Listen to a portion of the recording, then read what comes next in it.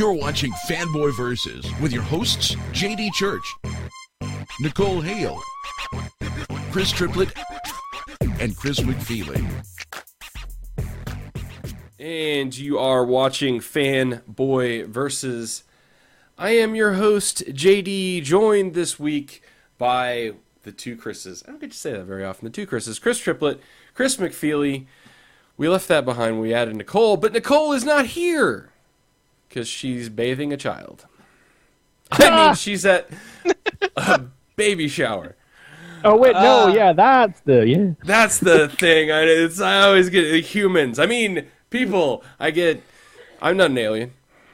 This week it is Fanboy Versus, not the Bieber baby, because we are not Bieber babies. Was it a Bieber baby? No, apparently there was a rumor that he had impregnated some person, but I heard about it, but I don't really care. So I know, I don't either. I just thought it was funny. The best tweet I saw... Like any good sane person. I know. The best tweet I saw out of the whole thing, and this is pretty much for American audiences, was that I haven't been following Twitter very closely, but I think that Herman Cain got Justin Bieber pregnant. I thought that was funny. Anyway, so it is Fanboy Versus, and we talk about comics on this show. Oh, yeah. Oh, mention real quick one thing before we get started. It is National Podcasting Month, I guess is what they're calling it. So we have this whole cool thing going on the TF Radio Network where every day we are posting a podcast. So if you're part of our feed, you're getting a podcast every day this month. It's very exciting, very cool. If you have any suggestions, let us know because we got a few blanks. We'll fill them in. But enjoy the plethora of audio that you will receive from us this month. How about a podcast on shrimp? Like eating shrimp? Just shrimp. I mean, isn't we'll just call it the Bubba Gump podcast. That'd be fantastic. Believe me, there's all kinds of nutty ideas that we threw out there. That email chain alone is I saw some of them are pot of gold stuff there, people. Anyway, so there's some cool stuff. I think we are going to do a commentary for Dark of the Moon, so that should be fun. Anyway, news. Chris McFeely, what's the news? What's the buzz? Tell me what's happening. So, well, there's a couple of things going on this week. I guess predominantly, just a day or two ago there, we got the sales report for the month of October, and it is total DC domination. Sweet. Now, they took market share last month, but just by a tiny bit. But this month, let me just get the actual, yes, 51% of all units sold in October were DC. Wow. 50? Yeah, 50.97. Wow. 51% basically of all units. And that's not just like out of DC and Marvel. That is like everything. Periodical sales. Wow. What this actually means is that sales have, on the second issues, or in the second month, risen on the first month. And that's like virtually contradictory what my comic shop was telling me. They said that their sales had gone down to the second issue. Wow. Well, that's probably in comparison to their this month. See, these figures this month also include all the second printings of the first month issues. So obviously that they are very high as a consequence of that.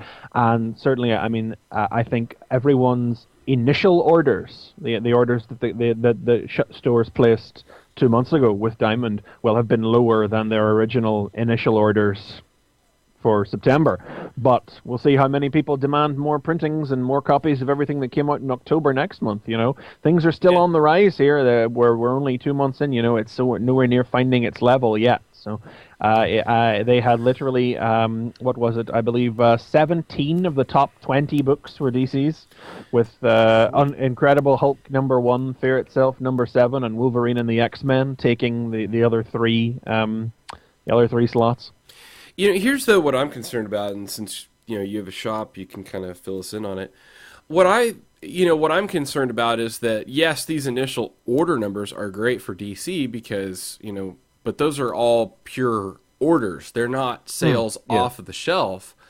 So, like, the thing that I'm concerned about is, like, when I went into my shop, I can see now that they have a lot of, like, issue 1, issue 2 reprints sitting on the shelf. So, I mean, what's your experience with that? Or, I mean, are you doing a good job maybe of keeping track of those reprint orders so that you're not having a lot of those sit? We're going quite gentle on the reprints. We're just basically ordering to demand on the reprints, so I can't comment too much on the wider implications of it. But basically, I mean, yeah, these are straight orders. The sales figures for every month are just the number of orders placed by retailers. Is not literally the number of copies sold. The second printings, of course, are not returnable the way the first printings were. But the very fact that they have to order such large quantities of second printings says enough in and of itself. A lot of those will have been ordered to demand, and some places probably will have ordered more than necessarily they will sell. But altogether, I mean, it's all positive. It's all good. It's good stuff. The important thing to take note is that this is very much a case of a rising tide lifting all ships, because Marvels are not down. Because it's not ebb and flow. Marvel's sales haven't fallen because DC's have risen. Marvel's are up a bit too, because people are in shops buying. Right. That's what's going on here. This is good. I guess that advertising really paid off, because you saw those advertisements like all over the place for the new 52. Yeah, and I think it is getting more people in the shop, and I think, hey, these are good. Some people even realize apparently that comics have words in them. Tweet I saw from our own Chris McFeely earlier this week, but yeah, that was something. That was a new one. That's crazy, but yeah, I mean, I think it's good. Like I said, my only concern is the shops are like, oh great, now I got sales, and then they order a bunch, and now they're gonna sit. That's my only concern, because shops are really. So I think the smart shops are the ones like that, or that are ordering to order. I just I look at my shop and I see this whole shelf of reprints. I'm like, ooh, well, I hope those don't. I'm playing it quite cautiously. I freely admit that I'm actually under ordering for the third month and fourth month, because I anticipate that some of the people who have set up pools will let me down. Yeah, I think. I think that's when you're going to see I expect a little fly-by nightishness. So I have under-ordered. And frankly, if they do come in and all turns out well, and they do still need them, there's been no trouble getting a hold of anything thus far. Even from the second month, Diamond UK have been able to supply everything, first printing from the second month. There hasn't been any issue there. So yeah. I mean, and I kind of had said this before the show, but, I got JLI and I got Action this week, and we're going to actually talk about Action later, but... and it just kind of feels like some of these are in that middle of the run, we're starting to... I noticed in particular, in my JLI issue, we're kind of just getting into, actually explaining who these characters are for people that don't know. And so that's where it's I'm concerned that we'll start to actually lose readers, because when it doesn't have that, initial punch, some people are like, oh, it's not exciting. Okay, well, I can safely say that my level of interest in even just picking up and leafing through the comics that I don't get has already dropped off to practically nothing. Yeah. I mean, I leaf through an issue of Hawk and Dove just to see how god-awful it is. Yeah, Cancel 26 on the way, kids. We don't have any cancellations announced yet, though, out of the 52. Not yet, no. So, but that's far too soon to announce that. Yeah. I mean, OMAC's the lowest selling one of them, but we'll see, Yeah. Speaking of cancellations, OMAC has had at least a positive OMAC's had a positive critical response, but there are other books that are selling a little better that aren't just. You don't hear anybody talking about Captain Atom, for instance. Right. Yep. Yeah. I didn't even know there was a Captain Atom book. Yeah, there is a Captain Atom book. I know. Exactly. That and Voodoo are the only two titles that we're just not getting any of because nobody wants it. Nobody's ordered it. Yeah. So that and even Grifter is selling. So speaking of cancellations, though, but yes, Marvel. Speaking of cancellations, we've had a couple out of Marvel now. These actually happened last week, but you didn't talk about it when it was known last week. We had word that Iron Man 2.0 that has been cancelled with issue 12, or is going to be cancelled with issue 12. I don't think anybody is truly surprised there. It will make it the third time that a War Machine comic book has been cancelled since Secret Invasion. Yeah. Nobody wants not Iron Man, huh? Even with it in the name and the title. It's War Machine, but it's called Iron Man, right? Yeah, it's War Machine. It's called Iron Man 2.0, but it's about not Iron Man. That's misleading.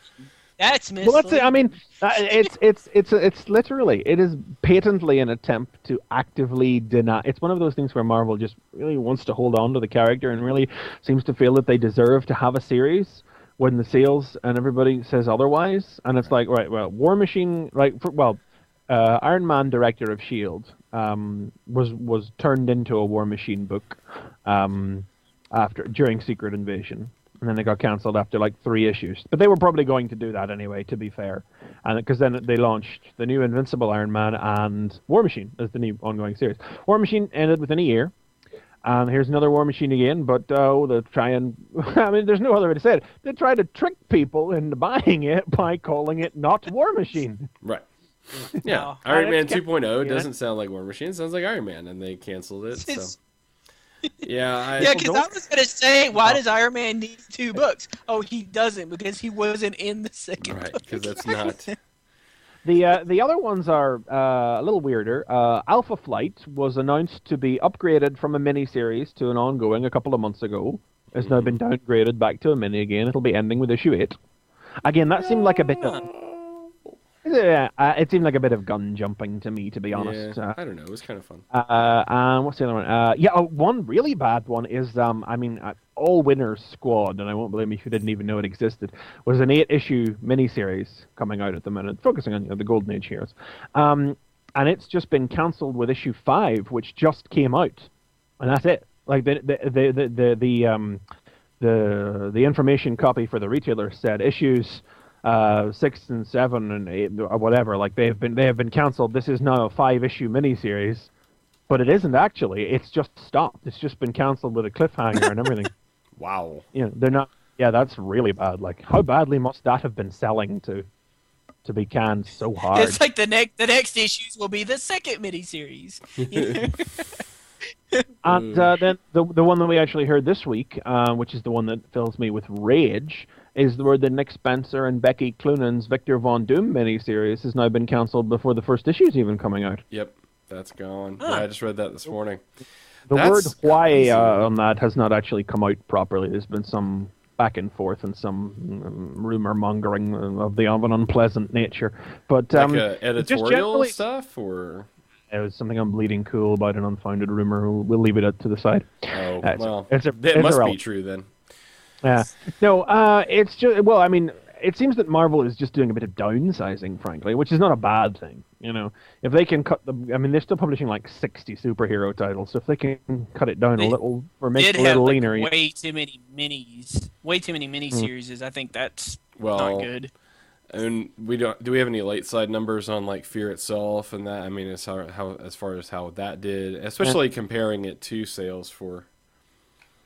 It's disappointing to me that the things that have to suffer are the fringe titles like this, though. And what have we just had? We got our 5th or 6th ongoing X-Men title, and we're about to get a new Spider-Man spin-off in Scarlet Spider in a couple of months, when the market has proven that it doesn't support Spider-Man spin-off books over the last couple of years. And we're going to have a not Thor title as well. Yeah, that's the weird one. I don't know what's going on there. We haven't talked about that, I don't think, have we? What are you referring to? Tenaris, or whatever that is, that's taking over Mighty Thor. This new character is taking over Mighty Thor, which can surely only be for a couple of months at most, or a story arc at most. Yeah, but that's still kind of like... Thor is a film next year. Yeah, it's so this completely unknown character that's going to be a placeholder character until Thor comes back. Which was my whole problem, which is a whole nother problem that's coming out of this, like, Fear itself, and which is just, like, fantastic. You've killed off 2 characters, one of which you immediately announced is going to come back, and the other which absolutely has to come back within the next few months just because they have a movie coming out. Good job on the, seeming value of those things, but anyway. Well, speaking of Fear itself and follow-ups. Fear itself 7.1 came out this week, and none of us bought this, so we're not going to review it, but we do have to touch upon the news that came out of it. I'll just let me set you a scene, if I may. I have the order has arrived in store. I'm unboxing it, checking it off. Fear itself 7.1. Let me just take a quick look and see what happens in here. It's the eulogy for Bucky, at least maybe because I've said it before. I was when we reviewed Fear itself number 3 or 4. Like I wasn't happy. I'm not particularly attached to Bucky, but I wasn't happy. And I think I said on the show how a couple of weeks ago I read Captain America No Escape, the hardcover collection, which is the last Brubaker story before the book split into Captain America and Bucky. You know, essentially the end of that thing, which ended with the revelation that Bucky had finally found a challenge ahead of him that was his own, and he could be his own man, and he didn't have to be Captain America anymore, and try to atone for his mistakes by taking on someone else's quest and someone else's guise and goal, and he could actually go out and do things in his own name to correct his own past. And then he died. And I was... So he was going to quit being Captain America? Yeah, well, that was the point awesome. of the point of the No Escape story was that, well, he was the things he'd been through over the course of the last 2 arcs had left him too tarnished to be Captain America anymore, and he discovered that there were still Soviet super weapons, superhumans, in stasis, hidden somewhere across the Americas.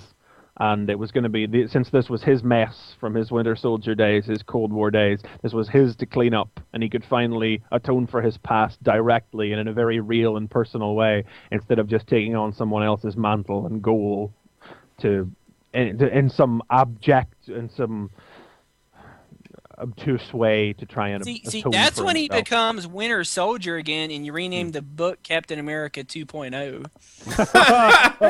I see what you did there. That's very creative.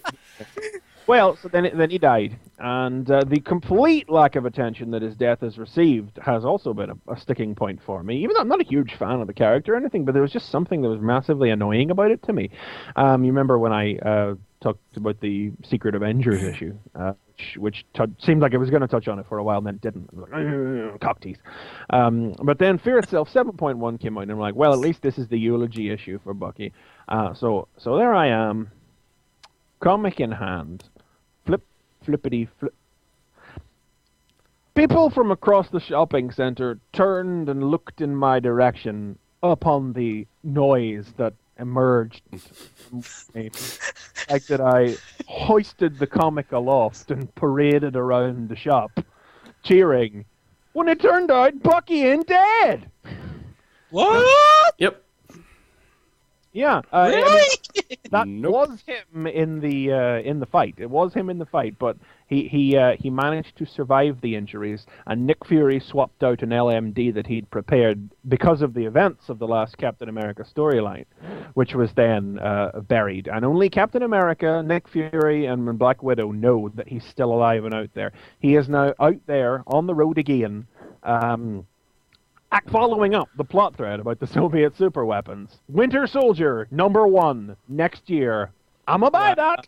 Yep. Oh wow. Yep. And why couldn't they tell you this in like one of the issues of Fear Itself? Why did it have to be a .1? You know?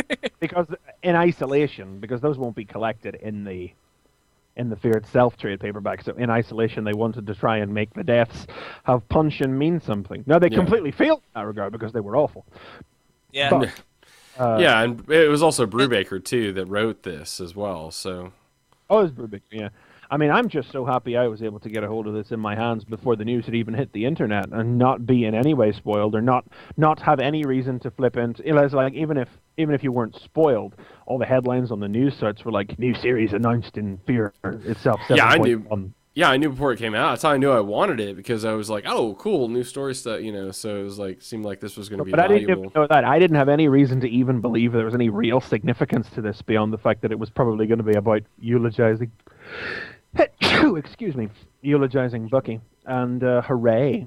Yeah, I'm very happy about that, and I will actually buy Winter Soldier. I may go for it in trade to keep up with the way I've been collecting all of Brubaker's other Cap things in trade, but I'll definitely get it. So Brubaker's doing the Winter Soldier book also? He's just going to keep on doing it? I'm sure probably what's happened is he'll drop off Captain America and Bucky and Mark and Draco. Will take writing that solo. We'll get for that, because I already dropped off a Captain America and Bucky myself, actually. Now, what'll suck is that they'll actually cancel doing that Winter Soldier, and then they'll just decide that Bucky is dead, and that will just be moot. He was an LMD the whole time. Yeah. Oh, fuck. No, hopefully not. Well, that sounds good. That should be fun. But how many people will even realize that? Because you'll have to have read the 7.1, I guess, to know that. Well, no, I mean Marvel. It was loudly announced across the news sites on Wednesday morning.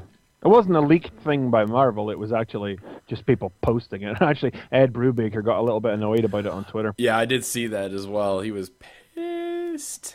Yeah. What? Yeah, he does. In fact, he was just tweeting about how old school comic book readers don't like digital. So he seems a bit old school, which is cool and all. But anyway, so I bought some digital comics. They were okay. Yeah.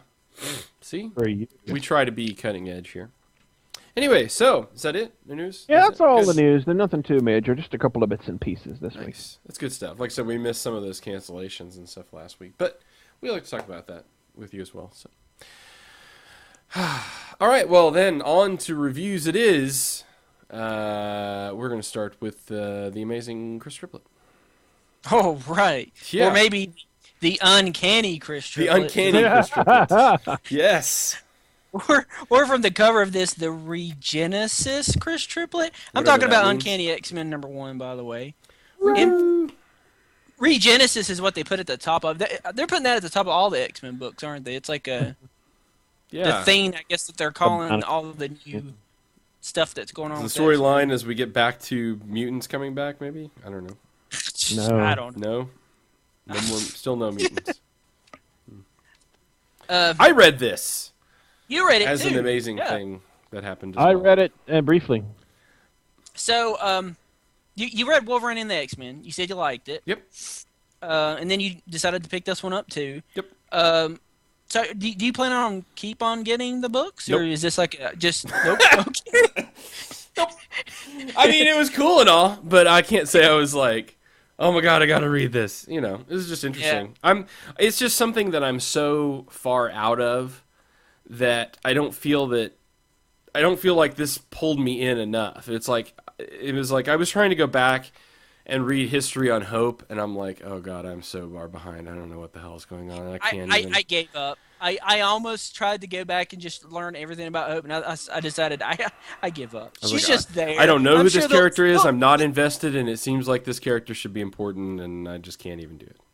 I decided when this character actually pays out, I'm sure they'll give me the backstory, so I'll be I okay. hope so, then. yeah. Because maybe when that's important, I'll care. But so like I got this issue too because like I wanted to get both of them, and I think I'm gonna keep getting them because I think that it's probably, despite what you thought, maybe like a good starting point anyway. Because I thought Wolverine and the X-Men was a great starting point. I was. Oh, no. Well, I strongly contemplated picking up Uncanny because Kieran Gillen, but I've just had so many books lately that I decided not to. Oh, and it turns out, of course, that Victor Von Doom is cancelled, and I'm one book down this month, and maybe I could have, but here we are now, and I didn't get it, Yeah. but I did look over it.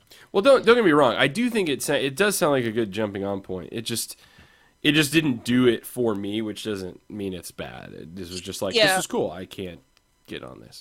It's not the fun X-Men book. It's the serious. It's like the shit just got real X-Men book, you know? Yeah. It's like, because like the whole school atmosphere stuff is what I'm drawn to in Wolverine and the X-Men, because I think that just like from reading like those classes at the end of the issue, and this just sounds like a book that's going to be fun. And like with Uncanny X-Men, it seems like, I mean, it could be fun, but it could be fun more in the, you know, all the big important X-Men stuff is going to happen in this issue. All the big important stories, you know, the life-changing, you know, we're going to save the Earth type stuff, I guess might be Uncanny X-Men.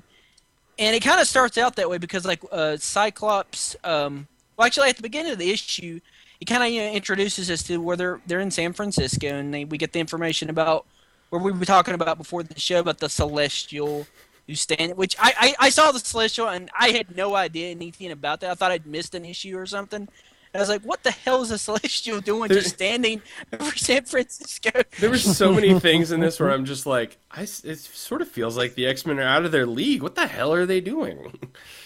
Well, I guess that's the thing about Uncanny, is that it is very much picking up from where the X-Men have been for the last couple of years with their story, whereas Wolverine and the X-Men is very much a brand new setting and everything for them. Yeah. It's like the Uncanny X-Men, they're in San Francisco. Wolverine and the X-Men, they're back to their roots. They're back in the X-Mansion. They just rebuilt it and going to turn it into a school.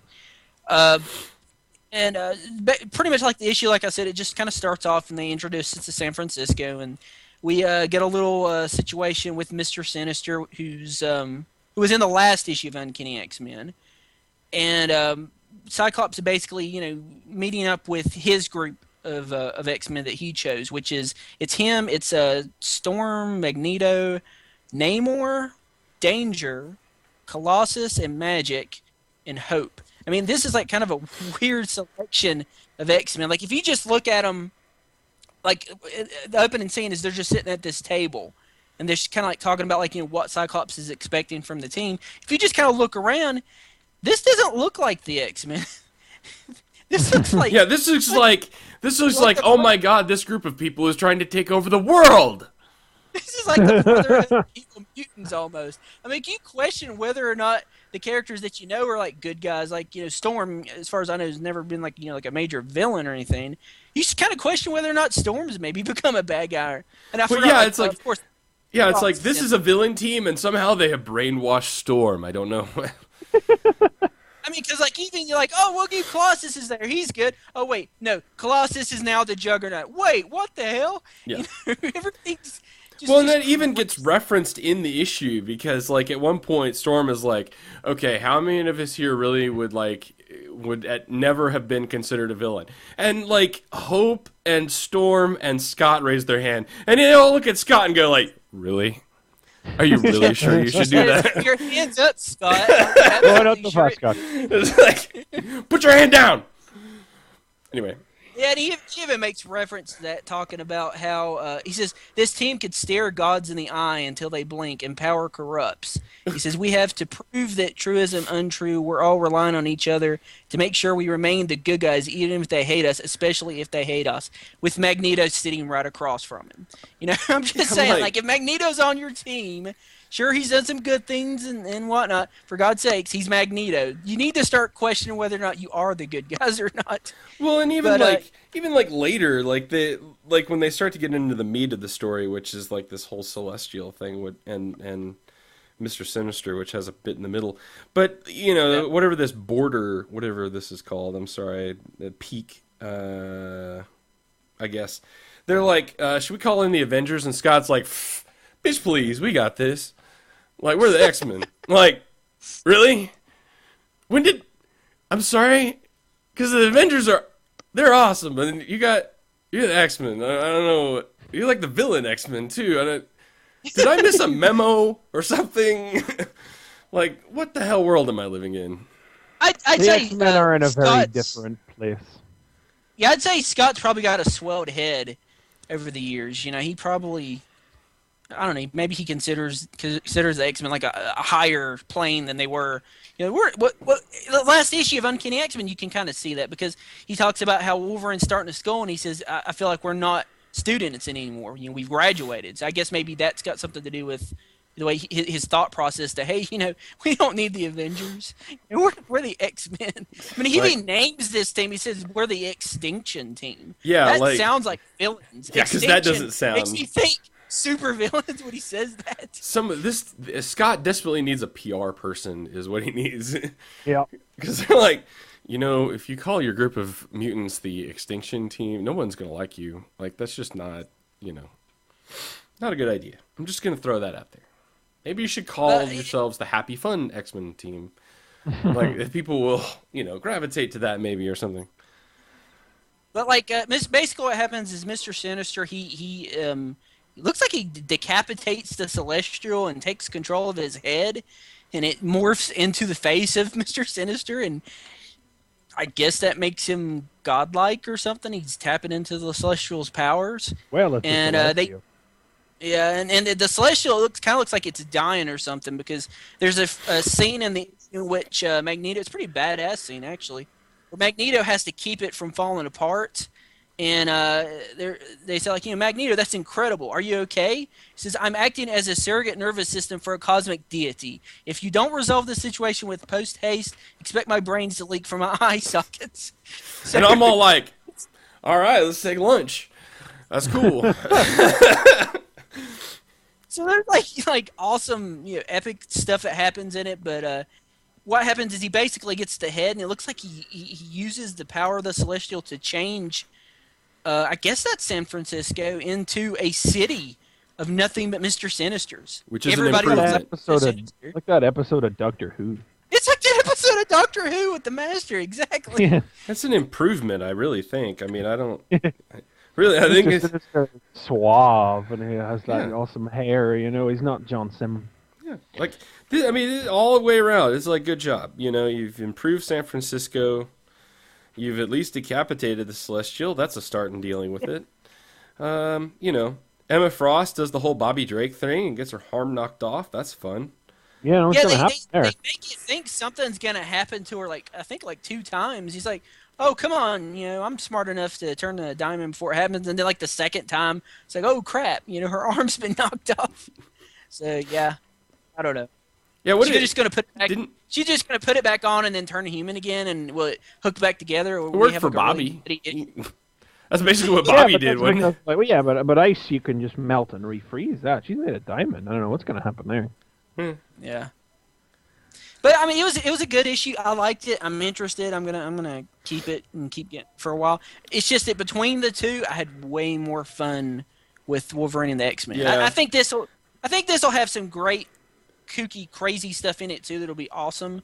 And the characters aren't bad characters. Like I said, you know, Magneto's in the book. I like Magneto. Let's see who else. Colossus. I'm good with Colossus. And Emma Frost. Whether you like the character or not, she's fun. I mean, she's that type of character that you're going to enjoy because all she does is insult people, and her insults are usually pretty funny. I'm just going to say that. She insults people mostly naked. I mean, you know. Yeah. That's it's a win, both. Yeah. No, I don't know. Like I said, it's cool and all. I just feel like I'm so far behind, and it just seems like there's this stuff I don't know, and... I mean, come on. When I picked this up, I'm like, magic? She's alive? When did that happen? You know, I'm like, I really am just like so behind on the X-Men stuff. I'm just, Colossus is Juggernaut. Well, that's not this comic's fault or anything. No, it's not. And that's why I say that's the point. That's exactly the point I'm trying to make. That's why I'm not picking up. This is good stuff. It's just I am too far behind personally to read it, but it's good, and I think if you like X-Men and stuff and you're into it a little bit, you know, it'd be a perfect thing to pick up. It is a good jumping on point if you want to do the story research stuff. It's just I'm so far out at X-Men, and I realized it's like, it's just not my thing. I'm an Avenger guy now. Oh, and Doc Nemesis is awesome. I'll say that because you know the dial's gone past 11. We need a new dial. I repeat, we need a new dial. Not only did they make I've read a little bit about Doc Nemesis. Like I think it was who was doing it? Was Joe Casey doing X-Men at some point? Is that his character? Did he introduce that character? I don't know. I'm not sure exactly when Dr. Nemesis was introduced. He showed up before Gillum started doing it, and he showed up before. I can't remember who else was doing it, but I want to say that Joe Casey might have done a stint on X-Men, and maybe he was around his time. Like I've got like stints of X-Men that I've read and some that I've skipped over. Well, okay, actually, here you go. Historically, he first appeared in Lightning Comics #6 in 1941. Well, then there you go. Hey. There you go. And he appeared in modern. The character. Yeah. He reappeared in the modern Marvel universe in Invaders Volume 2, #1 in May 1993. And joined the X-Men in click. It's like about the early 500s. So that was still Fraction, I think, or was it Brubaker? Sometime around then. I don't know. But he's just kind of he's like a very Warren Ellis-y type character, and that kind of interests me. So I liked it. I'll keep reading it. Nice. You know, Dr. Nemesis is getting a miniseries. Really? Is it? Yeah. I don't know. Canceled. Well, specifically, it's called the X Club, and it's about the X-Men science team. Him and Beast and Danger and Dr. Rao. Not Beast. Sorry, Beast's not on the team anymore. I forget who the other person that's on the team is, but him and Kavita Rao and Danger. Well, let's see. Their names are at the end of it. It's Dr. Nemesis, Kavita Rao, Madison Jeffries, and Danger. Madison Jeffries from Alpha Flight. Okay, yeah. Well, they're getting a series. Cool. Nice.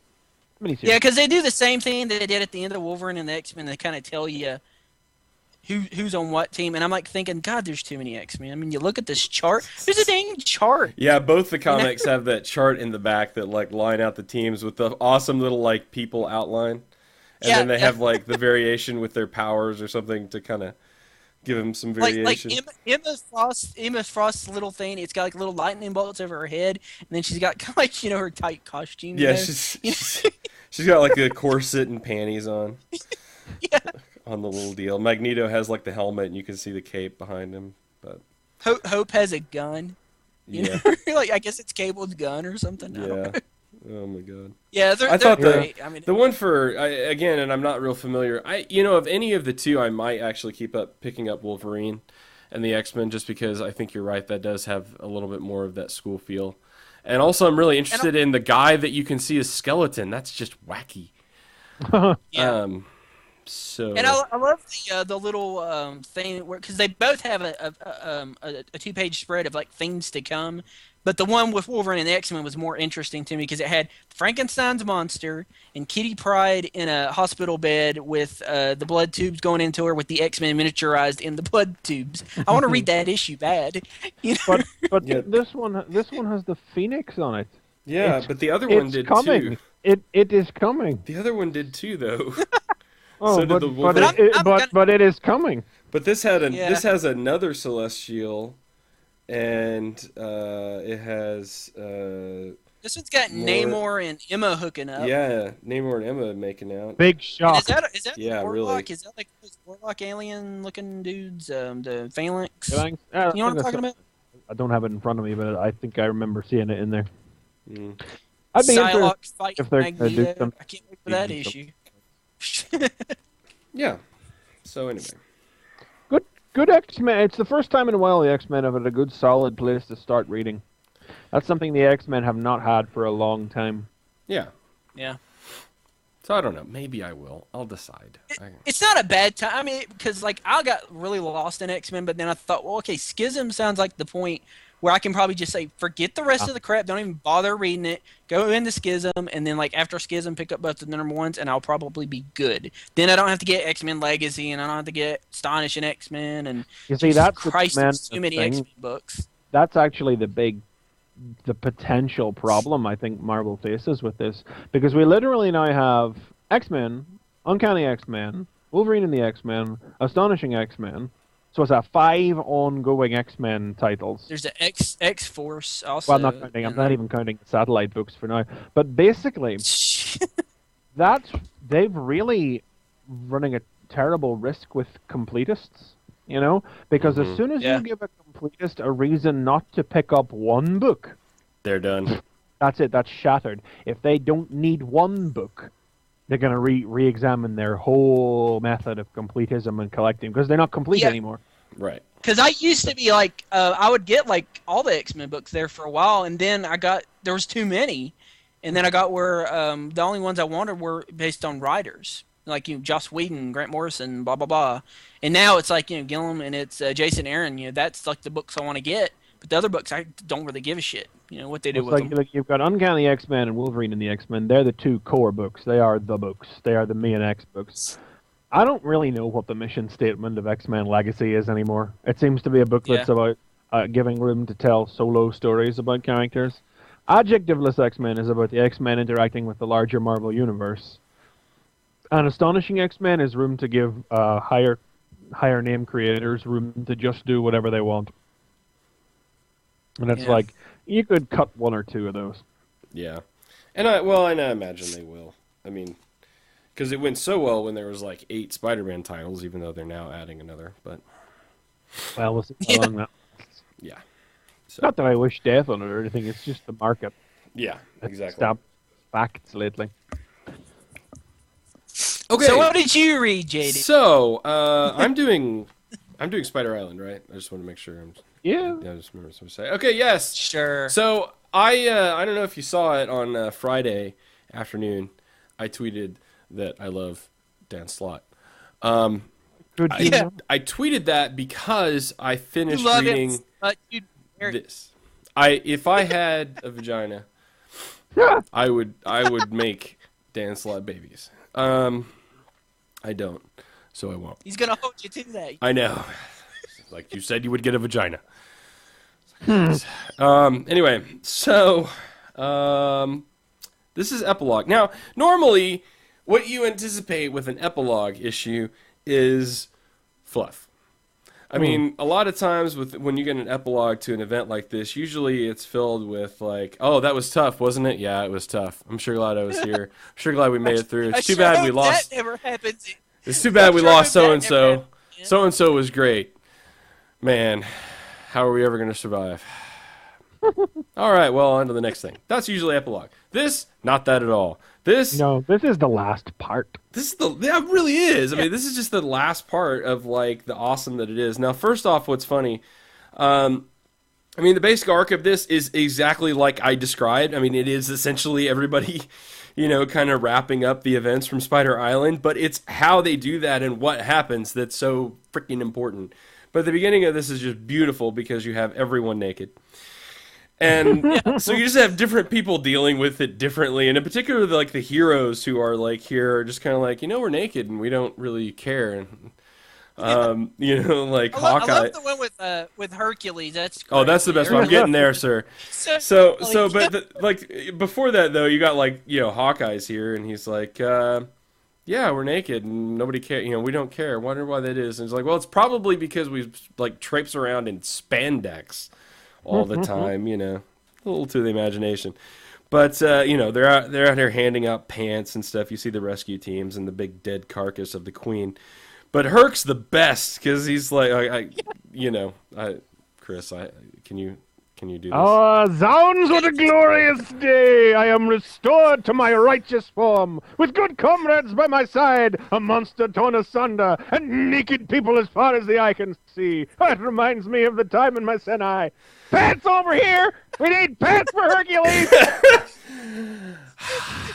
Firestar's like doing this. She's just like barely looking. She's covering her eye. I just love the idea that when damage control rolls up, they remembered to bring pants for everybody. Right, very important. And I mean, it's a great story element too. But they even like make reference to it because even some of them are talking about like. They're like, well, wait a minute. Why does that guy have glasses? And why is my hair different? And they're like, look, we live in a world where like the Hulk like grows 4 times his own size and his pants stay on. Like, let's just not question. I think that's more Dan Slott. I would feel that's maybe more Dan Slott slipping that dialogue in after the art came back then. Yeah, exactly. I mean, yeah. But still, it's funny. I mean, but that's what makes Slott fun too, is because he's willing to do stuff like that. And so, like, the first little bit of, I wouldn't call it a huge surprise, because I think we called it. The Jackal's alive. Yeah. Queen totally killed a clone. Yeah. Which is great, especially because he's great. Right. The dialogue here is great, because it's Jackal talking to one of his clones, of course, as they're taking, like, bone marrow and stuff from the body. They've, like, mixed in with the collection teams. And he's like, it was a clone. Of course it wasn't me. He's like, I excel at backup plans. I said, but she killed you. And he's like, I'm a clone, It's like, I just, It's like, and the clone's like, well, there was a security panel that said that he was the original. It's like, duh, I'm a mad scientist. I'm making computers say whatever I want to. I'm like, that's just awesome. So anyway, we called that. Of course. I don't want to go like panel for panel here, but there's again, of course, Eddie is completely now devoid of the anti-venom. That's interesting. Yeah, it is. What's going to happen there? Does this get to be Eddie Brock's happy ending, or is he going to get turned into Venom again? I think he's going to get turned into based on the other things. Series almost invariably gets canceled with issue 15. Well, and they kind of hinted at it too, that that may be the case. So, yeah, there's definitely some question as to what's going to happen to Eddie. Also, Kane takes off. He talks to Madam Web and ends up. I guess they don't really say where he's going, do they? No, he's just going. So I don't know if he's going to another coast, another city, another country. He's going to star in Scarlet Spider. Yeah, I don't think could there be any question at this point. There's a nice moment in here where, I mean, and this has happened several times over the course of Spider-Man, so it's not anything new, but it's nice to put in here, where, an everyday citizen says, I didn't like you, Spider-Man, but now you're okay. which happens basically after every time Spider-Man saves the city from something. So the big thing in here, as we get to like the big reveals and plot elements of this issue, Peter. I didn't see this coming. I did not. No, see this I really coming. didn't. No, I mean they kind of hinted that this. Yeah, I mean I think they had hinted at it, but I think we had all hoped it wouldn't happen for sure. So Peter comes home and Carly is packing up her shit. She is really pissed off at Peter because she has surmised that Peter is Spider-Man. And he, tries to tell her no, and she is absolutely emphatic. And so, I mean, to the point where she's like, the last decent thing you could do is at least be honest enough to say that you are Spider-Man, which he does. And yeah, she's got that history where everybody that was close to her has kept secrets from her. Right. Like her dad. Lied to her, and she's, yeah. Yeah, and so it's like honesty had been the thing that she thought was most important, and to find out that Peter, is Spider-Man, it's not like that was the problem. It's that he kept that from her, and now she can't trust him because it's like who knows what else, and so she leaves. She's gone. Now, you're saying to yourself, okay, but that's a huge problem, right? Because we had all those events of one more day after tomorrow and the next day, and all the stuff that's supposed to. I think I just made Triplet about choke on his drink there. But one moment. Wait. Let me say one moment in time in the days of our lives. We'll say that. Yeah, one. Like These sands of the one hourglass. moment of our time. So, but anyway, so we had all those events, and the whole incantation thing that Doctor Strange did was supposed to keep people from figuring out Peter was Spider-Man, like at all. Like, unless Peter looks you in the eye and says, "I'm Spider-Man," you don't know it. You can't figure it out. You can't, whatever. Yeah. You're not supposed to be able to put the pieces together. So, so Peter goes to the Avengers Mansion and calls on Doctor Strange and is like, "WTF? My girlfriend figured out I'm Spider-Man, and I've been careful, and she still figured it out. What the hell?" And so Doctor Strange says, "Well, you goofed. Because you made that web... Goop. you Parkered it up, didn't you?" Because he made the whole web video where he was like, saying that he had spider powers. And even though he didn't completely come out and say that he was Spider-Man, it weakened that like aura of protection. It weakened that spell. It's like, revealing yourself is revealing yourself. There's Right. no gray area in there. Right. So Peter's like, "So what? Now everybody knows I'm Spider-Man." He's like, No. They'll only know if they figure it out, but they'll figure it out. They're not going to like retroact. It doesn't break it entirely. It just means that they can figure it out now, which is perfect. Dan Slott is a genius, people. Like, you have to see the genius in this, because at the point at which the Spider-Man world was at the, up until this point, you had this weird story element that you had to explain where like people just could not figure out that Peter was Spider-Man. Like, that was just going to be the case. No one would know that because they couldn't figure it out because of magic. And so you couldn't have normal story elements where Peter had to like hide his identity. He was essentially doing it for no reason because he didn't have to. He was just doing it because that seemed like the normal thing to do. But now what Dan Slott has done is actually revert the comic back to a normal character where, now he's just like anybody else. They've undone all of the crazy stuff that happened in Civil War, where he, revealed his identity to the world, essentially. They've undone that part and then undone enough of the spell that it makes him normal. Yay! We don't have to deal with freaking magic and Spider-Man anymore. Dan Slott is a genius, people. Genius. I mean, I literally like cheered after like I read that, because it was just like, it's just a brilliant piece of writing. It was a beautiful way for a writer to give tribute to what came before, even though that is debatable on the quality, but actually like write a convenient and reasonable way out of it. It's one of the last And he few also things made it lingering so- over from that little period of time that needs to be cleared out that has been. Yeah. Yeah, and he made it so that like there's a real danger somebody can figure out who he is again. I mean, oh my God, you I really would say gotta be it can't careful. possibly be. It can't be too long before somebody at Horizon Labs catches on. Yeah, I mean, and Yeah, that's going to be the thing, and like it's one of the reasons that Peter has kept a low profile for so long. Essentially, is because he was worried about people figuring out his identity. And I think that now that aura of protection is gone, it may end up affecting his job at Horizon. So, so we'll see. We get some ominous words from Madam Web to kind of end this off, where it seems like there's going to be yet another loss for Peter, although she's not very clear on what that is going to be. That's a great scene. There is kind of I'm sorry for the loss of income. He says, "Really? That's how you use your look into the future powers to mess with? Really? You see everything in the future? Can you see a few seconds in the future when I'm mooning you? I'm mooning you with my spider butt. Can you see that?" Yeah. But there was kind of a little bit of a running gag here where like Peter kept going through the episode going, I know I'm forgetting something. And what it was to take MJ's powers because he had forgot to inject her with the venom stuff from the spider bot, but he remembered. And that was part of what this conversation with Madam Web was. It was a little bit of a bait and switch where you're supposed to think that he may use it on himself.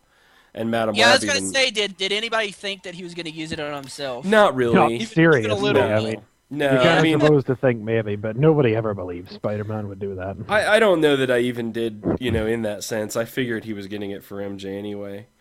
But he does take her powers, and they, of course, have a conversation about Carly, and then we see that there was a moment earlier in here where Jameson is talking about how he felt about Spider-Man, and then we see at the end of this that the Eiffel Tower is lit up in blue and red. The Eiffel Tower? Eiffel Tower? Is that what I said?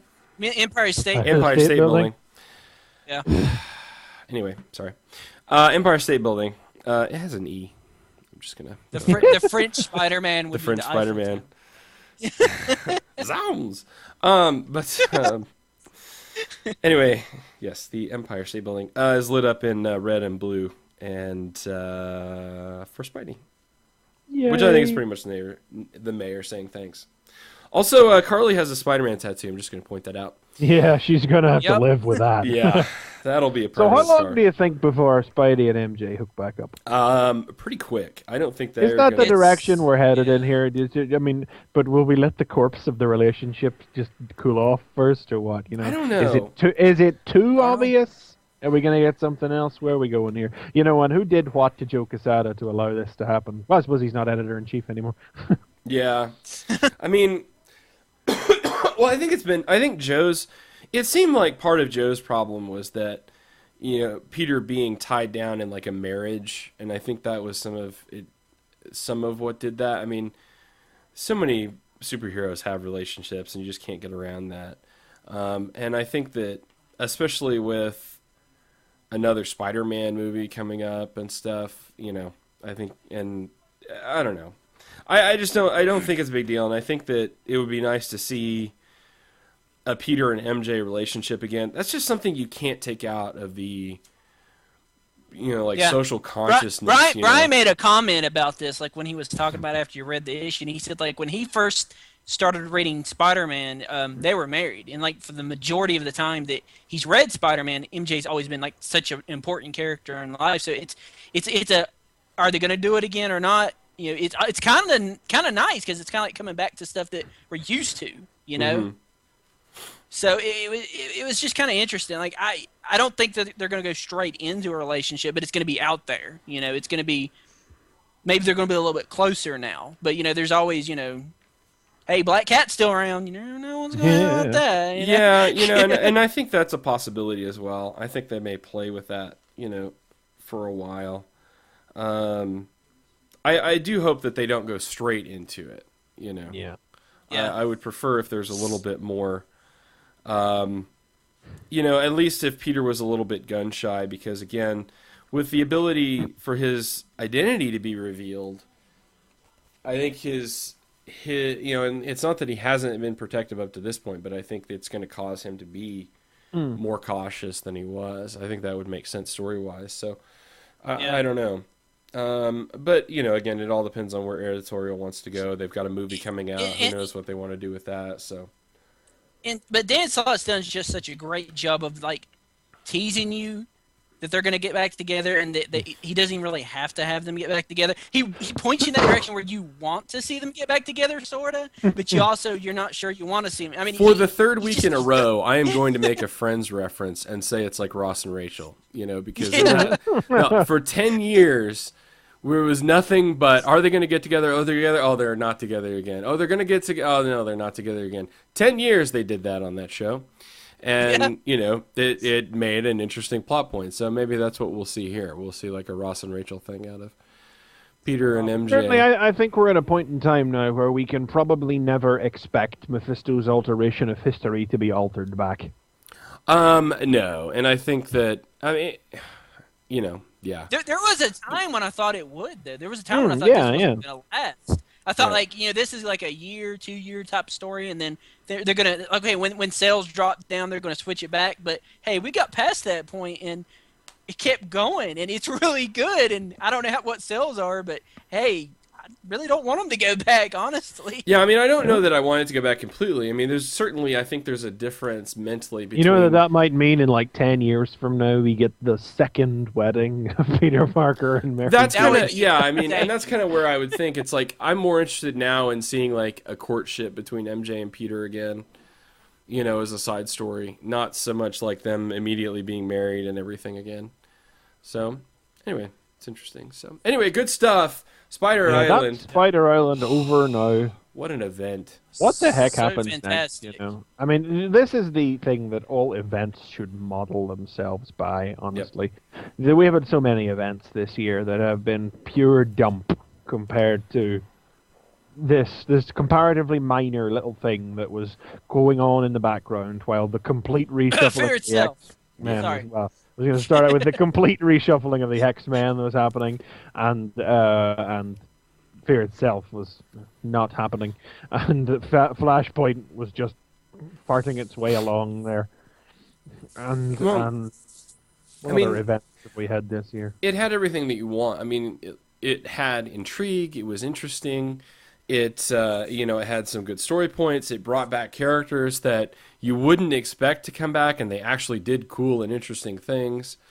And then it ended with, it ended with a good ending where you felt good, you felt, honest about where it ended, but also has left some nagging questions and, has certainly left some plot. I mean, now we know about Morpheus. Now we know that, again, the Jackal is still alive and out there. So that element is into play. What's going to happen to Eddie? What's going to happen to Kane? So it's amazing. There's so many threads left for stories to happen, and yet even the event itself was just fantastically tight and focused. I think trying to expand the scope of that would probably have ruined it. Mm-hmm. The limited scope that it had with all the tie-ins that it did have, really there really wasn't a bad Spider Island tie-in, and that's the really impressive thing. But it's one of those great showcases for everything that is right and good about the character of Spider-Man. I compare X-Men to Doctor Who there, but I mean, I wasn't on last week when you talked about the final chapter. I got a real Doctor Who vibe off of that double-page spread where he's got the hat on and I'm gonna cure everybody, and it's like, yeah, you are. Yeah, you are, Spidey. Yeah, you are. Oh, God bless America. It so was that. Yeah, I didn't. I mean, thinking about that, it was everybody lives. It was everybody definitely. Lives. Just this once. That's totally. That's a really vibe of that off of it. It's like good triumphs in every way. This is, that's really the story. There's no, oh my God, Thor is dead. Oh, Bucky's dead. Oh, the world is in ruins. There's some naked people and a dead spider in the middle of New York. That's it. Yeah, exactly. It was good. Spider Island was a triumph of all things positive. Oh God, Spidey's girlfriend broke up with him. Nobody really liked her anyway. Whoopee. But that's that little. I mean, you can't have a truly victorious Spider-Man story where he wins the moral and heroic and the battle, but he loses. And the Parker luck shows up. He's got a little Parker luck in there. Slot giveth and slot taketh away. Yeah. So you get the Hobgoblin's head chopped off. Well, you got a new Hobgoblin. Yeah,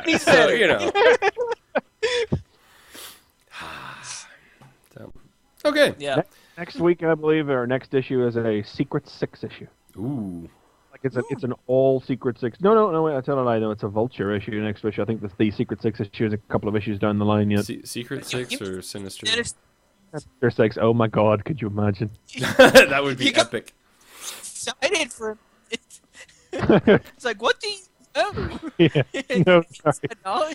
This is the original Vulture coming back now as well after the Punisher shot the stupid ugly mutant one to death over in his comic. He knifed him to death, too. He just sorted him out. There were no problems with that. Give Spidey such a hard freaking time. Punisher was just like, and it was all sorted. By the way, that Punisher book's been very good lately. I've been enjoying it. Okay, so I guess that's on to you, Chris. Yeah, well, I don't have any new number ones or anything particularly significant to talk about this week, so I'm going to touch on Action Comics again, because this thing is just awesome still. What the hell? Yep. This issue sees the art duty split between Rags Morales and Jean Ha. And, the last issue's art duties were split as well, so I'm really starting to wonder if Rags Morales is going to manage to bang out another full monthly issue. But that's kind of irrelevant in this instance, because Ha's art is limited to flashback sequences to life on Krypton, so it works. Separate art style for a separate scenario totally works. Clark, I should say, really, he's not really Superman. Clark dreams of when he was a baby, attending like a party with his mother in Kandor. And he arrives just as, well, they don't name names, but an alien consciousness that's been allowed into the Kryptonian data network by Professor Van Da generates robots called Terminauts that began to hit, they seem to be destroying Kandor, Clark and his mum get out, so it's all good. But if you're paying attention... I wonder who's doing that. I don't understand what's going on. Oh, you don't? No, I do. Yeah. Oh, well, you know what? With your Superman, you don't know. Yeah, but you notice that if you're paying attention, it notices they commence dwarf star lensing on Kandor. And a dwarf star lens is what Ray Palmer, the Atom, uses to shrink with. So that's how you know they're shrinking Kandor. And of course, everybody knows Brainiac shrank Kandor. So our Brainiac beliefs are still holding true. Clark, then we cut into the Morales stuff in the present day, where Clark's apartment is searched by, what's that detective's name? I've forgotten it already. Pain in the ass, I think. Yeah. Blake, the inspector that we met in the first issue, who's who's tracking Superman, and who really thinks Clark knows something that he's not letting on, but manages to not open the duffel bag containing the cape. I like to call him, I'm 2 weeks away from retirement, because I don't know what else to call him. I'm getting too old for this crap.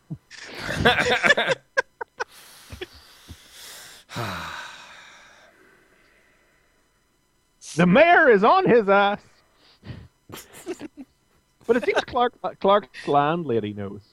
I mean, she seemed like a little bit of an odd duck in the first issue, but it seems like she just takes a little look inside his duffel bag after the inspector leaves, and just knows from looking at it. Yeah. But the world is in a real uproar about an anti-Superman sentiment. Yay! Charge against him, and this is again, it's the sort of story you would expect a modern interpretation of Superman to go with, the anti-alien sentiment. It's the kind of the X-Men-y sort of way. Mm-hmm. I think buried in here is some of the most interesting elements. Is we see Clark on the phone again, and we didn't really think anything of it when Clark was on the phone in the first issue. He said he was going to talk to his editor, and we just had no reason to assume that wasn't what he was doing.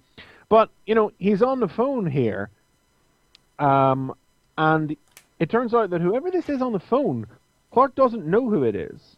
And this person has access to information that is not properly known. Which is, I remember we were quite confused when we read the first issue, and we were like, well, how does his editor know that this is happening right now, or that this is something that shouldn't be happening? See, when we read the first issue, we were like, why is it... What is going on? Like it was like something had happened. Like this train shouldn't be running or whatever. Like there was something strange going on. But why did this normal person on the other end of the phone know? Hey, well, turns out it's not. Somebody else on there. Something mysterious going on. Not the only. He calls him Icarus. Icarus is what he calls him. Well, I don't know if that's supposed to be a code word or something. I've missed you. Yeah. What's up? And then Clark says in quote marks Icarus, and I don't know. It says Icarus. Yeah, I don't know. That's just supposed to be a metaphor for his situation where he's tried to fly high as a superhero and has just come crashing down, or if it's supposed to be some kind of code to confirm the gun. You will, of course, remember that this is Lex Luthor is also talking to a disembodied voice that he doesn't know the true identity of on a phone as well. So that's an interesting parallel. Yes, I mean, I doubt that it is Brainiac on the other end of the phone. But, I mean, it was, I'm pretty sure it was for, I mean, we basically get the confirmation that well, Clark goes on this, goes to this, what's the name of this company? Well, the Factory for Tomorrow is the name of that hope for... Such a Jack Kirby-ish sort of name for something. Oh, come on. The other character's name here is Glenn Morgan. I mean, come on, that's awesome. Yeah, but he's replacing all... Well, so we also find out that the bullet train crash and the bomb and everything, which we were so puzzled about, was actively set up to kill Guns Grundig.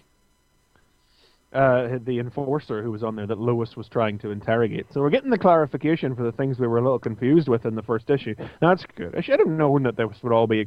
It just seemed very self-contained, and I wasn't sure, but there definitely is there was something more to those all along, and I should have been more sure about that when I read them, because it's Morrison, and I should have known.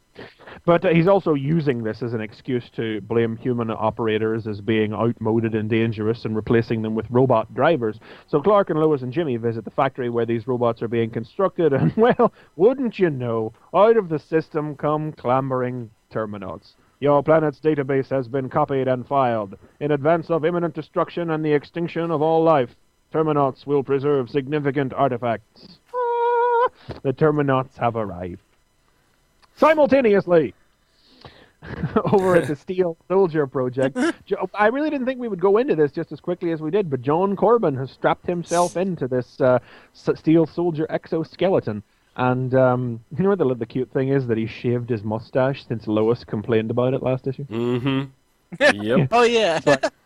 I grew this mustache for you, Lois. And she said, whatever. And he's like, oh, God. You could see him crying into his mirror as he shaved it.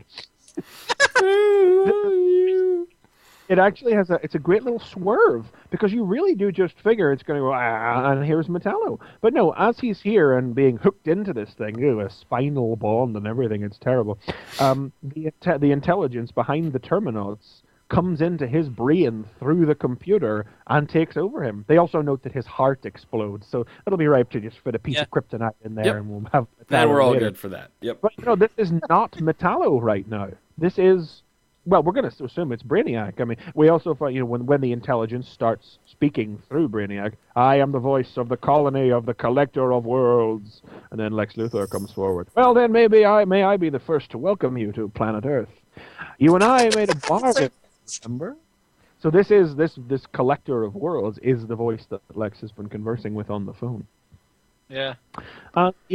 It's just great. All of these, these things coming together a lot faster than you would have probably expected them to.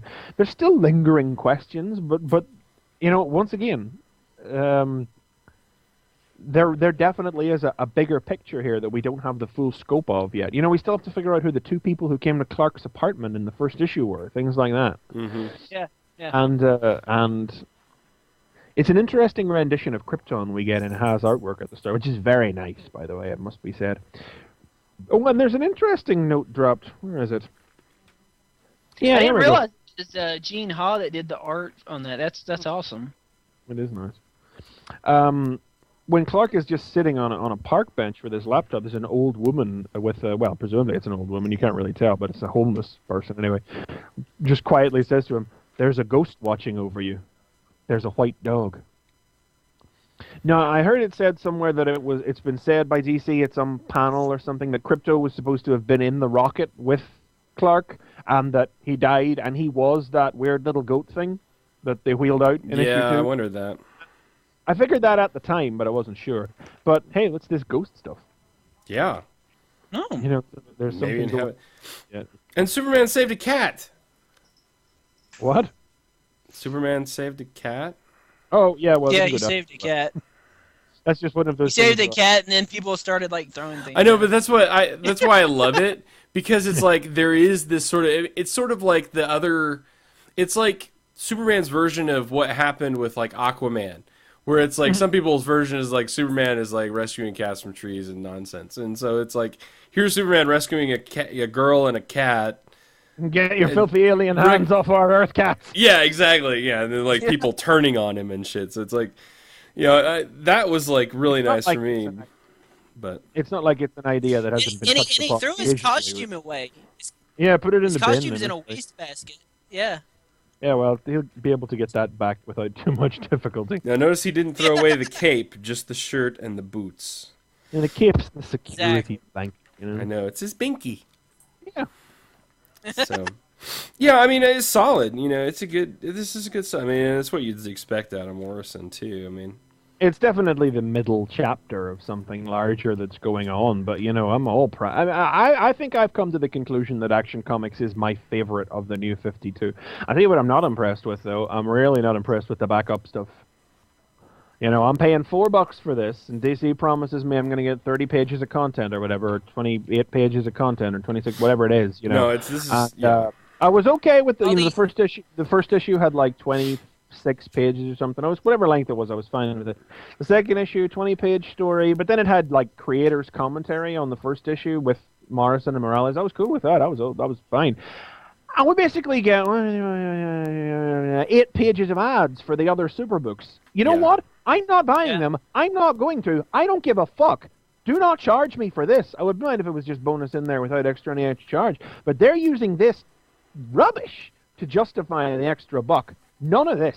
And thankfully, we know that there's going to be a Steel backup in the next issue anyway, so that's okay.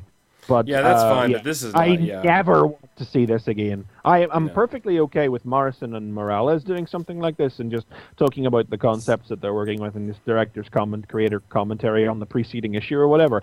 I don't want to see this anymore. These books have nothing. I'm surprised that there's. And I'm surprised they're still doing the number ones also, because there's like Green Arrow and this International number one. Well, at the end of it, I think they're still trying. I mean, as from an ad standpoint, I think they're still trying to get people on board for some of the other issues. And obviously that's what the Superman thing is, but you're not charging everybody for the other pages in the other comics. Yeah. I'm not impressed with that at all. Yeah. These two, like the ad that's in the back of this is like for the Jurgen titles, like the Green Arrow and Justice League International, which, like I said, I read JLI. JLI was good. Yeah, it's all right. There was a fun moment in it. Like, I think one of my favorite moments is Godiva and August General and Iron were on a mission together, and she was like, they were falling or something, and she goes to grab onto him. She's like, I'm going to try not to rip off your armor. And he's like, it is not armor. It's like, that's just like your skin. He's like, really, we got other stuff going on. I don't really want to get into it. This is great. But yeah, so awesome. No, I would just definitely say Action Comics has fast become one of my favorites. My favorite from the new 52. I actively look forward to each new issue. I get excited several days in advance of the arrival of a new issue of Action Comics now. And I don't know what bizarro world I'm living in where that is the case. Yeah, I don't. It's hard for me. Like, I don't know that I really have. Like, I mean, even JLI, which is something that's totally up my alley because it's Booster. I can't say I'm like, oh, it's JLI. I don't know. It's very odd for me. It's that and Batwoman, I think, are the top two for me. Maybe Batwoman. Yeah, I'd say Batwoman is probably my favorite at this point. That's probably it. So I've been reading Batwoman, and I like the art, but I don't know. I don't know about the story. It just seems kind of. I don't know. I think the story is just as good as anything Rucka did. I think I should say anything that was just as good as anything Rucka did in his first 4 issues. Those 3 issues with the origin story are going to be, they're tough to top. But and on the cover of the next one looks like Alice might be involved in it as well. So I'm coming back around to that. So I'll be actively looking for. I think that's out next week actually. So I'll be looking forward to that. Mm-hmm. So that brings us to our final review. Woo! Which is Avengers Academy, first issue, ding, of a new era. Hey, I'm buying that now. So we managed to get Chris Triplet on board with this, so now that's good. So I guess, Chris, we'll let you guide us through this, if you will. You guys talked about the last issue last week. Yes, we did. So following on from that, we know that the Hank and Tigra have moved the compound out to the former, or have moved the academy to the former compound of the West Coast Avengers, and opened up the academy doors for all these new characters to come in. And I'm like, oh my God, look at all the new characters!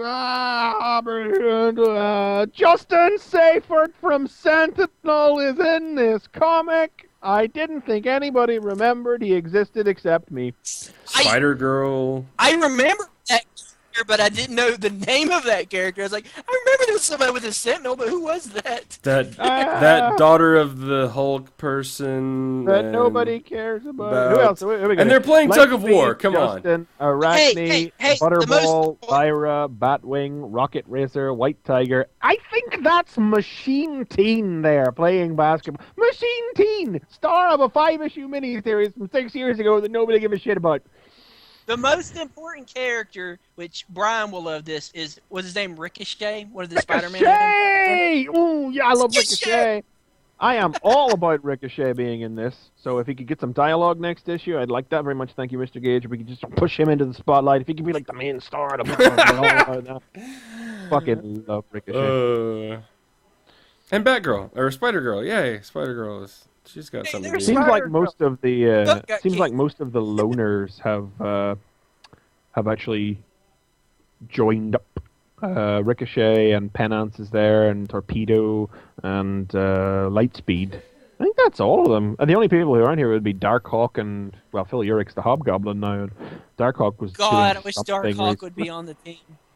Darkhawk was doing something recently, but no, Darkhawk really, really wants to jack superheroics in, which is why he's not here. That was the Loners, a 5-issue miniseries that spun off from a Runaways story a couple of years ago. Worth your time, kids. So, anyway, what's going on? So despite all of that, this story is still very much about our main characters, who are afraid that they are on the verge of being kicked out of the academy now that all the hot new young things are here. And Metal punches Luke Cage. Which is awesome. I was like, oh my God! Holy crap, he just knocked him out. If you expect anybody to go off there, you expect it to be Hazmat or Stryker were the ones who were going to lose their crap. But Metal, little soft, delicate Metal is the one who loses it, Yeah, it was crazy. I mean, and not just hit him. I mean, on the ground, choking him. It's right on there. Yeah, I mean, just went crazy. Yeah, this escalated into insanity fast. I was like, oh man, it has hit the fan. This is not good for the kids. I just think there's always probably a greater thing with Metal as well, because Metal has the same powers as Luke Cage, but Luke Cage is the one who gets to be huge and strapping and handsome, and Metal winds up looking like a Red Skull. Yeah. There are deeper issues involved there that maybe set Metal off, I love Metal. Need more Metal. Oh, poor Metal. Oh, speaking of poor Metal, the next page, just because they're worried about what's going to happen next. Hazmat returns to. She said to him whenever they were on the academy and they figured they were going to die that there were things she wished she'd done, and he's like, "Well, what are you saying?" And it's time she got out of this suit. Bow chicka bow bow. Sounds like I picked up the first issue. It all went wrong. Yeah, she couldn't. And Metal is like, she says it's not you, but that's that's gonna help poor Metal. Oh, poor Metal. Man, poor guy. But what else is going on in this issue? Just all sorts of things. Everybody apologizes and everybody makes nice in the end, and it's firmly established that Lightspeed and the new White Tiger will be the ones taking the center stage with the other characters. Jocasta totally mouths off, which was awesome. Yeah, Jocasta's acting. Jocasta mouths off to Hank, which is awesome. She's got that all bottled up. I know, it's all great. He's like, go hang out with the kids and see what's wrong. She's like, I will, and I'll report back to you, and then you'll do whatever the hell you want to. Yeah. They're like, She's a robot, right? But Jocasta is actually I don't know if I don't want to blow the end of this, frankly. Something happens And there's a pretty surprising twist in the end here. That Surprising? picks up on, yeah. Surprising, there's two big shocking, things that happen, like actually. totally unexpected, blown away, like holy Yeah. crap ending, you mean? Yeah. Jeez. Just really can't say too much about it, but it's definitely going to set the stage for anything and everything that comes next, you know. But I don't think it's not gonna bloom right away, you know. This is definitely slightly longer term, you know. Magneto's dropping by next issue, and X-23's joining in the issue after that. So this is going to bubble under for a while. This new threat that has emerged. This is messed up. Messed up. I don't even know. Dude, like, I turned that page and I was just like, what? What?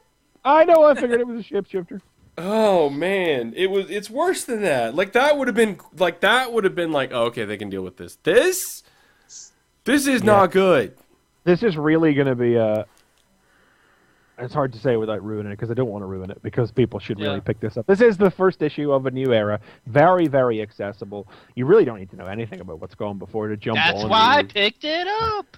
Well, it is nice to know Even it is nice to know one thing before, in order to get that last bit. Because if you don't know that thing, like if you've never read Avengers Academy, you don't know anything about it, you're going to turn that last page and be like, what? Well, the characters haven't appeared before, you know. They just sort of did. But it's a real question of it'll be very much a metaphorical fighting of their own destinies whenever that plot comes to a thread, which is of course what Avengers Academy is all really about.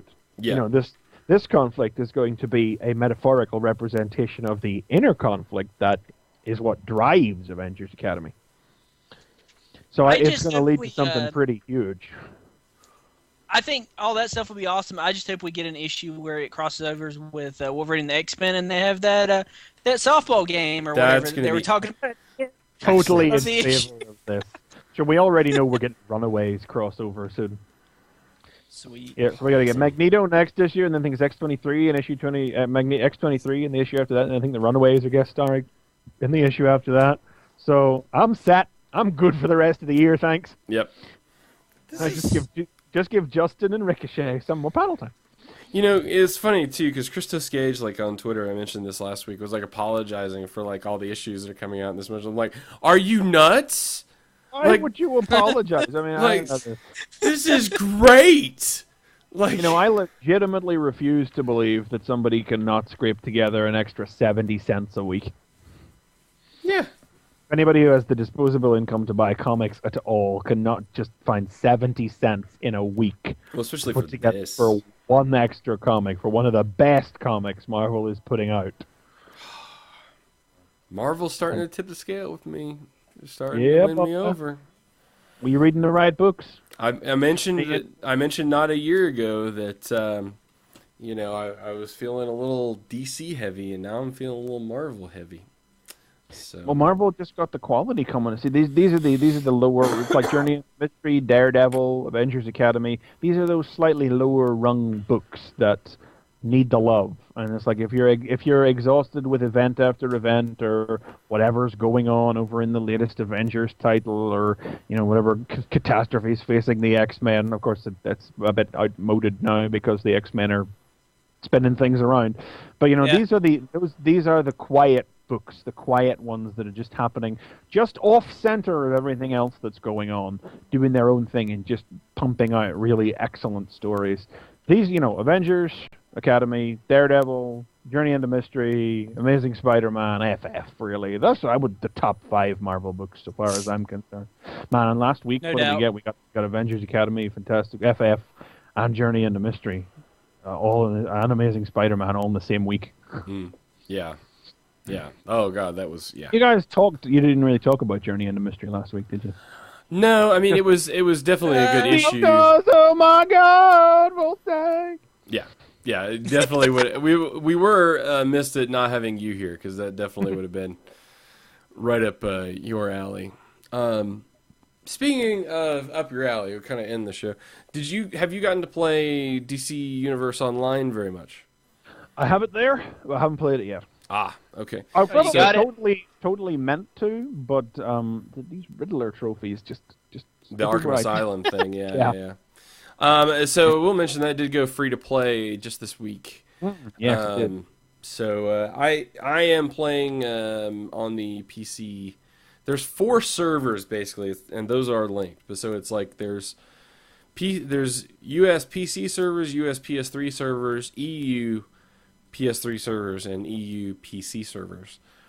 So I'd assume you're on the EU PS3 server, right? I just legitimately don't know. It's sitting there on the PlayStation, but So it's how not does been it work? that yet. Because I saw it pop up on the PS3 where you could do free to play. Do you have to have the disc or just download it? You can download client, it. I guess. You download the client. Because it was like, I looked at it, I was like, it's 18 gigabytes. That will take me like a month. I know. You know? It was it's 14 It- gigs for yeah. the PC side, and it took like 4 hours, and I've got a pretty fast connection. So yeah, it'll take a while to load on PS3. If you've got a PC, that's a interesting go. Although I will say the controls do feel like they were designed more for the PS3. well, it is a Parma, so those are PC territory, Yeah. But it's interesting. I made my character, and I went through the Brainiac construct thing, and so now I'm kind of out in the world. So So is it worth it to play?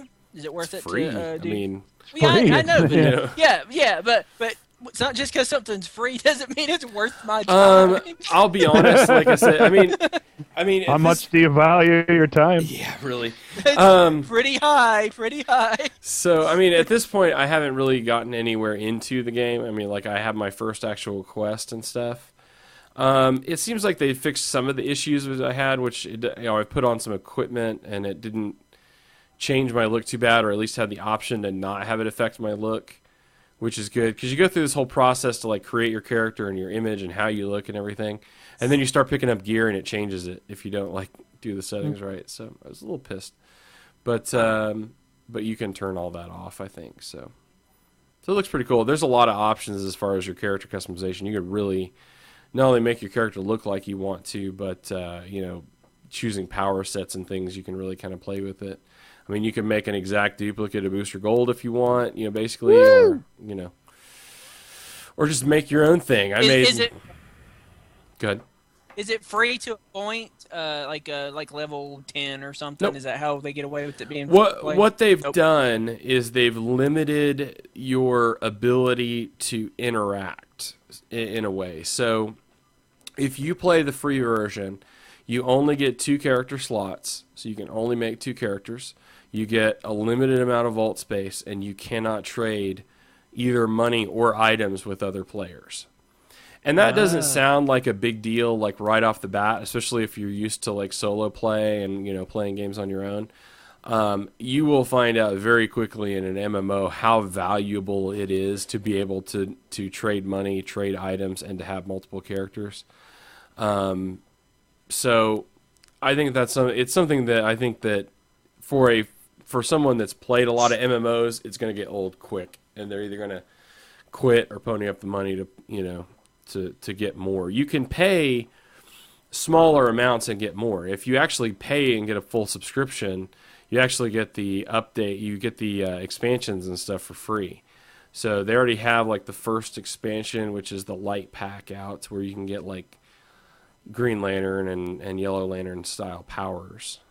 But so that's available, but you have to have a paid version to get that, or pay for it or whatever. So, but it's cool. I'm gonna check it out maybe a little bit more. I didn't have a lot of time this week, but I'll check it out more. So, if you end up playing on the US PC servers, let me know, and you can DM me or something on Twitter, and I can get you my name or whatever. Sort it out somehow. Yeah, figure out how to hook up. So, cool. All right. Well, there you go. That's our show.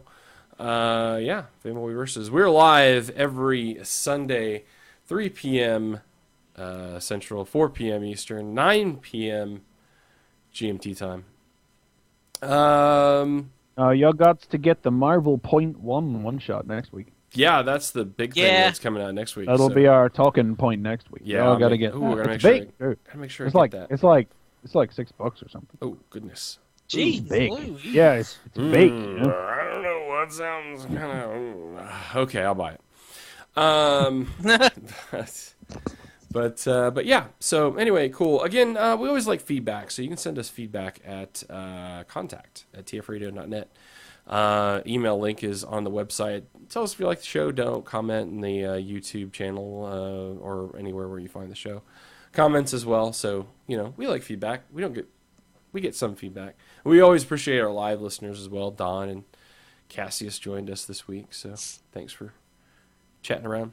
Anyway, that's the show. Next week we should have Nicole back, and I will not be here next week. What are we going to do? Just remember, but Brian will be filling in. I don't know if he's going to be on the show, but he's at least going to produce. So maybe someone else will host. I'll host the show. Okay, that works for me. I second that. So yeah, I'm sure you would, sir. So I'll try anyway. I did that once before, didn't I? Be my grandmother's 90th birthday party we're having. So hooray! Yes. Hey. So it's proof that if you're really crotchety, then you can just get older and older. So anyway, just kidding, Granny. I love you. So anyway, that's it. That's the show. Thank you so much for tuning in, and please tune in next time when it'll be Fanboy Versus.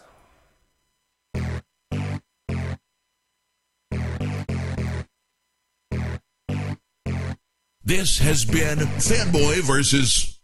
Visit us at tfradio.net for show notes and to subscribe to the podcast. Follow us on Twitter at tfradio for news and updates. Like the podcast? Leave us feedback on iTunes. Copyright 2011 Radio Free Cybertron.